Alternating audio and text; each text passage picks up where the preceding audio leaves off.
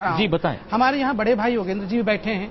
उनका एक बहुत प्रसिद्ध भाषण आया था जो मेवात में उन्होंने दी, आग लग जाएगी देश बट जाएगा। क्या आपने कभी उसका कंडेमनेशन किया है? कौन सी आग लग जाएगी? बहुत फेमस भाषण है। वो भी अगर गलत करते हैं उसकी भी हम चला करेंगे। अच्छा, मैं अगर उनकी ओर से कुछ गलत, हम वापस फिर भाषा की टिप्पणी पर जा रहे हैं। हमें आगे भी बढ़ना है। योगेंद्र जी, मैं सिर्फ इस पूरे मसले पर एक छोटी टिप्पणी आपसे चाहता हूं।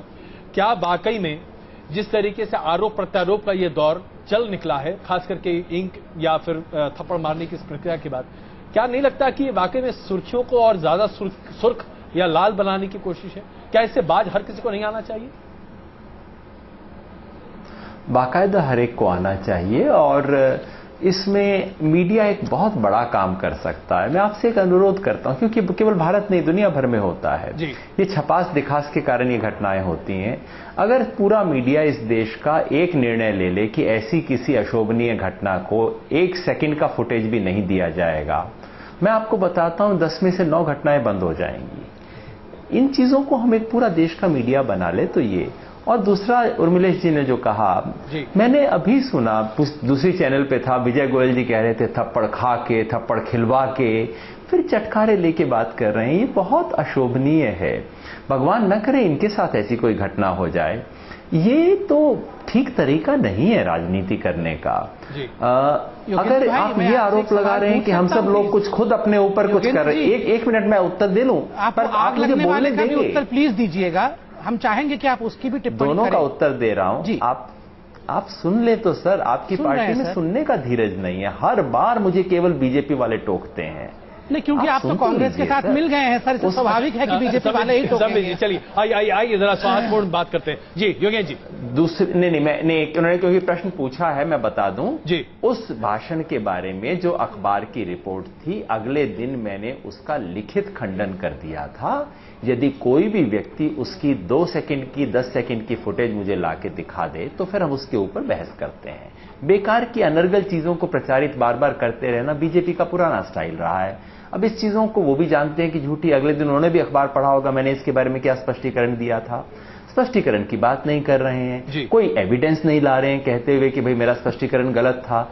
लेकिन इन लोगों को आदत पड़ गई है कि एक झूठ को बार बार दोहराते रहो, कहीं तो चपकेगा, चलो 2 लोग तो कम से कम मान जाएंगे। इस चीजों को आप छोड़ दीजिए ना सर, गंभीर बात कीजिए। उर्मिलेश जी ने कहा था कि कुछ बड़े मुद्दे हैं जिनके बारे में करना है। आइए अब जरा चर्चा को थोड़ा और आगे बढ़ाते हैं। आइए अब हम आपके सामने पेश करते हैं कि हरियाणा पे, और योगेंद्र जी जहां मैं जानता हूं कि हरियाणा को लेकर आप काफी ज्यादा संवेदनशील है, तो उस पर भी चर्चा शुरू करते हैं। आइए हम आपको दिखाएं कि हरियाणा पर स्थिति क्या बन रही है। हरियाणा के सभी सीटों पर मतदान कल होना है और जाहिर सी बात है इसकी पूरी तैयारियां हो चुकी हैं। तो आइए आपके सामने पेश करते हैं कि हरियाणा में दरअसल कौन कौन सी सीटें हैं जिस पर अब मतदान कल सुबह 7 बजे से शुरू हो जाएगा। आपके सामने ये ग्राफिक जिसके जरिए हम आपको बता रहे हैं कि हरियाणा की स्थिति क्या बनती हुई दिखाई दे रही है, और उसके साथ साथ आप समझ पाएंगे कि हरियाणा क्या महत्वपूर्ण स्थिति रखता है। सबसे बड़ी बात यहां पर यह है कि कांग्रेस ने यहां पर एक तरह से स्वीप किया था। अब आप देखिए अंबाला, कुरुक्षेत्र, सिरसा, हिसार, इसके साथ साथ अन्य सीटों के आंकड़े भी आपके सामने रख दें। करनाल, सोनीपत, रोहतक, भिवानी, इन तमाम जगहों पर मतदान कल सुबह से शुरू हो जाएगा। गुड़गांव और फरीदाबाद, और गुड़गांव में खुद प्रत्याशी हैं हमारे साथ योगेंद्र यादव, जो कि इस वक्त हमारे साथ भी मौजूद हैं। उनसे भी हम लगातार इस पर बात कर रहे हैं। और जो अहम मुद्दे खास करके हरियाणा में आगे आते हुए दिखाई दे रहे हैं, भ्रष्टाचार, जो मौजूदा सरकार है, राज्य सरकार है, उस पर भ्रष्टाचार के लगातार आरोप हैं, और यही आरोप केंद्र के ऊपर भी हैं, और इन दोनों को मिला दिया जाए तो एक बहुत बड़ा मसला वहां बन गया है। रॉबर्ट वाड्रा जमीन विवाद अपने आप में एक बड़ा मसला हरियाणा में बन चुका है, जिसे लेकर आम आदमी पार्टी पूरे हरियाणा में एक तरह से चुनाव प्रचार करती हुई दिखाई दे रही है। जमीन अधिग्रहण और खास करके किसानों के मुद्दे पर, और किसानी एक बहुत बड़ा मसला हरियाणा में बनता हुआ दिखाई दे रहा है। ये तमाम ऐसे मसले हैं जो लगातार वहां पर हावी होते दिखाई दे रहे हैं। योगेंद्र जी, जिस तरीके से हरियाणा में रॉबर्ट वाड्रा का मसला गरमाया जरूर आपकी पार्टी ने, लेकिन शायद उसे बहुत आगे नहीं ले जा पा रहे। क्या कमी रह गई? क्या आप लोगों को लगा कि शायद ये मसला बहुत ज्यादा वोटों को आपके तरफ नहीं दे पाएगा, या आपको लगा कि नहीं, नरेंद्र मोदी और सांप्रदायिकता उससे ज्यादा बड़ा मसला है? नहीं, नाग और सांप में हमें क्यों चूज करना चाहिए? हमने भ्रष्टाचार के मुद्दे उठाए। भ्रष्टाचार के कई चेहरे हैं हरियाणा में। एक बिल्डर राज एक चेहरे के रूप में आता है, वही भूमि अधिग्रहण की धांधली की तरह से आता है, हर सरकारी नौकरी खुल्लम खुल्ला बिकती है हरियाणा के अंदर, वो आता है, और शराब का जिस तरह से प्रचार प्रसार हो रहा है ये आता है। हमने इन सब मुद्दों को उठाया। इसके साथ साथ चूंकि नरेंद्र मोदी जी की चर्चा होती है और उन्हें प्रधानमंत्री के रूप में पेश किया जाता है, तो नरेंद्र मोदी जी का जो भ्रष्टाचार है उनके तहत किस तरह से कॉर्पोरेट हाउसेस को जो जो फायदा हुआ है वो मुद्दा उठाया। सांप्रदायिकता का भी मुद्दा उठाया। अब उसमें मीडिया हमसे कहता है कि आप इन दोनों में से एक चुनो। मैं कहता हूं भाई मैं क्यों चुनूं? सांपनाथ और नागनाथ में मैं क्यों चुनूं? दोनों चीजें बुरी हैं, इसका हमें विरोध करना चाहिए। और इन सारी चीजों को रखा। आपने ये ठीक कहा कि हम शायद हमें और काम करने की जरूरत है, आखिरी गांव के व्यक्ति तक हम ये मुद्दा पहुंचा पाए, पता नहीं, ये थोड़ा समय लगेगा। हम एक नई पार्टी हैं, हमारे साथी बेहद अथक प्रयास कर रहे हैं और पार्टी से ज्यादा आंदोलन है ये। उस तरह के लोग इसमें लगे हुए हैं। बहुत कोशिश की है हमारे साथियों ने।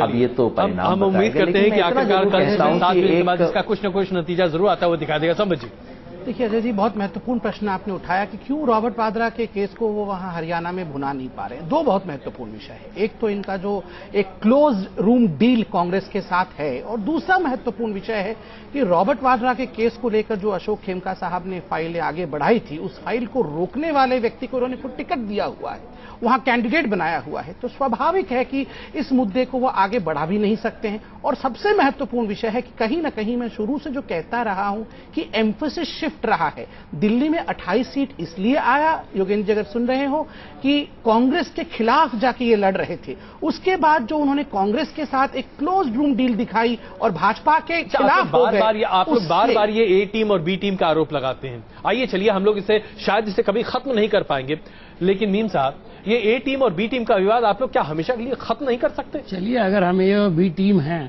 तो योगेंद्र जी बैठे हुए हैं, वो पहले इसे कंफर्म कर दें, उसके बाद हम गौर करते हैं कि इसको कंफर्म करें या ना करें। उनसे भी ये सवाल पूछना चाहिए। और हम तो जो कुछ कह रहे हैं आज से नहीं कह रहे हैं, बहुत दिनों से कह रहे हैं। हमने तो कहा है कि योगेंद्र भाई की जो पार्टी बनी वो रामलीला मैदान के मूवमेंट से पैदा हुई। तो भारतीय जनता पार्टी का और आरएसएस का लगाया हुआ पूरा मेला था, जहां से ये जन्मे हैं बेचारे।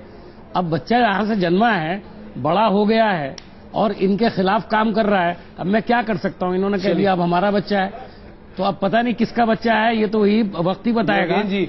लेकिन इसका जवाब मेरा ख्याल है योगेंद्र भाई जरूर देंगे। मैं योगेंद्र जी से हमारे साथ उनकी क्या डील है कि हरियाणा में वो हमारे खिलाफ चुनाव लड़ रहे हैं, सारी सीटों पर हमको हराना चाहते हैं। ये तो आगे आने वाला वक्त फैसला करेगा और कल लोग फैसला करेंगे। लेकिन भारतीय जनता पार्टी की जो पोजीशन है वो बड़ी मज़ाक़खेज़ है। उनके पास कहने के लिए कुछ नहीं है। उनके पास कहने के लिए सिर्फ ये है कि हम दोनों मिलकर लड़ रहे हैं। अब इससे आपका भला क्या होने वाला है ये बताइए। इससे पहले कि आप टिप्पणी करें, योगेंद्र जी को शामिल करना बहुत जरूरी है। योगेंद्र जी, ये तरह तरह के आरोप आपके ऊपर और खास करके भारतीय जनता पार्टी का ये बार बार आग्रह कि आप कांग्रेस के साथ बैकरूम डीलिंग करते रहते हैं, इसका कोई मुकम्मल जवाब दे दीजिए ताकि ये बातचीत हमेशा के लिए खत्म हो जाए। मैं समझता हूं भाजपा वाले कोई एक मुकम्मल प्रमाण भी कभी दे दिया करें अपनी बातें कहते वक्त। कोई एक तो चीज, छोटा सा जो बैकरूम डील हुआ था, उस बैकरूम डील के बारे में कुछ तो कह दें। मैं आपको, हमने आपकी सरकार बनवाई थी, वो है इनका सबसे बड़ा। सर एक मिनट सर, एक बार आप सुन लेंगे मेरी बात? सर आप एक बार मेरी बात आप सुन लेंगे? नहीं, मैं आप ही की बात को जोड़ रहा हूं। जो दिल्ली में स्वाभाविक है सर, मैं आपकी बात से भी मेरे को गहरा विरोध है, मैं अपनी बात कह लूं। जो दिल्ली में जब हमने अपना कैंपेन शुरू किया और हमने खुल के सीधे तरीके से शीला दीक्षित की सरकार और कांग्रेस के भ्रष्टाचार को अटैक करना शुरू किया, उस वक्त एक नहीं न जाने कितने लोगों ने हमें कहा कि तुम तो बीजेपी की बी टीम हो, तुम तो बीजेपी का फायदा करोगे इस सारी चीज से, ले दे के कांग्रेस नीचे चली जाएगी, बीजेपी चुनाव जीत जाएगी। अब हमने जब मोदी जी पे हमला शुरू किया तो पलट के दूसरी चीज हो गई। मैं दोष नहीं देता, मैं सिर्फ इतना कहता हूं जब भी कोई नई राजनीतिक शक्ति आती है तो पुराना जो गणित है उसके आधार पे हमेशा दिखता है इससे इसको ज्यादा फायदा हो रहा है, इससे इसको कम हो रहा है। कोई नई शक्ति आएगी, किसी का वोट लेके तो आएगी ना, और उसमें कोई तिया पांचा करने वाले आराम से बैठ के गणित करते रहते हैं उसमें ज्यादा। ये बड़ा देश है। हो सकता है हमारे आने से दो राज्यों में कांग्रेस को ज्यादा नुकसान हो, 2 राज्यों में बीजेपी को ज्यादा नुकसान हो, तो कहीं पे किसी की बी टीम बना दिया जाएगा, कहीं किसकी। और भगवान अगर ऐसी बी टीम, अगर ये बी टीम हम हैं, तो मैं बीजेपी के प्रवक्ता से पूछना चाहता हूं कि आपको भी ऐसी एक बी टीम चाहिए सर, जैसे हमने कांग्रेस का सुपड़ा साफ कर दिया दिल्ली के अंदर। चलिए हमने इनके मुख्यमंत्री को क्षमा चाहूंगा आप सबों से, चर्चा बहुत अच्छी चल रही थी, लेकिन मुझे क्षमा करें आप सब, बिल्कुल हम मेरे पास वक्त नहीं है संबित, हम अगली बार इसको चर्चा को जरूर आगे बढ़ाएंगे। बहुत अच्छी चर्चा चल रही थी, लेकिन इसे यहीं पे खत्म करना पड़ेगा। अब ये ए बी टीम चाहे जिसकी भी हो, लेकिन टीम तो सारी जनता की है, जनता को ही तय करना है कि आखिरकार उसके लिए ए टीम कौन सी। आप सबका बहुत धन्यवाद इस चर्चा में शामिल होने के लिए। वापस आते हैं और खबर के साथ।